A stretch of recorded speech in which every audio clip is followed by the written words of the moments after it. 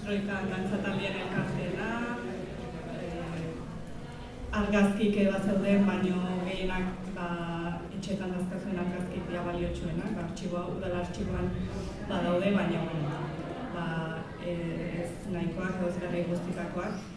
Eta horreneko saiakera izan zen, bitartez, zuei eskatzea argazkik, eta argazki jasotzen egon du beha, liburua indan prozesu guztian zehar. Behin ja maketatu ostean ebai, bainikan argazki jasotzen egon beha. Eta gaur ebai batzuk argazkikin etorri zeate. Orduan hau nik uste etengabeko lan bat izango ala, hasiera eman diogula, baina norbaitek jarraitze hau, dantzataldekoak animatzen bat zeate, eta bide bat dala lan honekin jarraitzeko. Eta gero, hasierak esan duen bezala, liburua osatua dago elkarrizketa bidez, guk egin ditugu ez dakit, oso ondo zen bat izan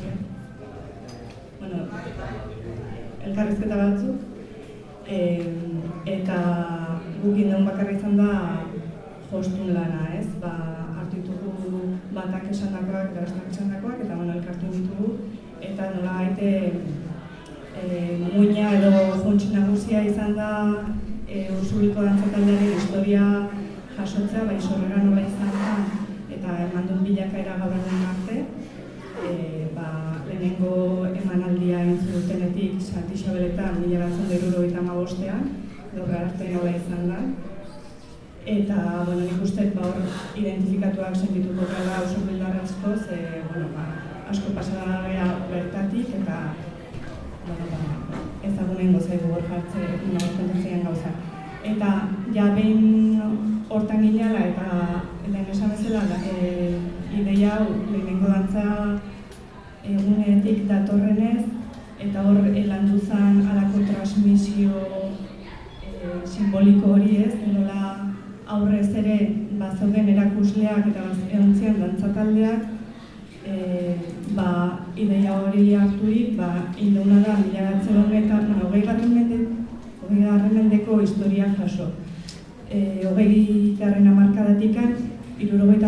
hamarkada arte, zein izan dian erakusleak, bai Usurbilen, bai Zubietan eta bai Aginan, eta nola antolatzen zian garai hartan, dantza egite zituzten, ze talde zauden, eta pixkat laburki hori jaso du. Eta oso orduan, gero lehenengo kapituloa hori izan da, lehen urratsak ditu juna, 20. hamarkadatik 70. hamarkada arte. Eta gero ikusi dugu aberatsa izan dela Usurbilek egin duen esfortzua horrezko dantzasoka mantentzeko. Eta horri kapitulotxo bat bai eskaini dio. Badakalako bere garrantzia festa giroan, baina baita ere urtean zeharreko lanaren emaitza dalako bertan ikusteana.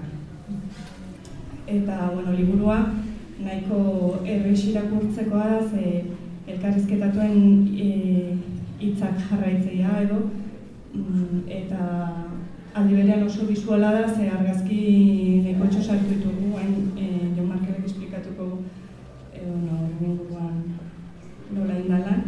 Eta, aitzakia bat da, nik uste, memorian zeon edo famili batzutan zeuden historiak, oso bildar guztien artean partekatzeko, eta nik uste, aitzakia dagoela hemendik aurrea, aurreneko egunetan behintzat argazkiak ikusi eta konpartitzeko historia ezberdinak ez, dantza eta festan inguruan eman dianak, eta, konpartitzek ez dakana, irakurtzeko aukera daka. Eta, joko emango, zen dena ez da jaso, azken finean elkarrizketatuak esandakoa jaso deu, baina bakoitzak bere bizipenak artxibatuak dazka, bereak dira, ez? Beste aldameneko, beste batzuk eukiko ditu. Orduan, denon artean osatzen jungo zeate liburuan. Hau ez bada,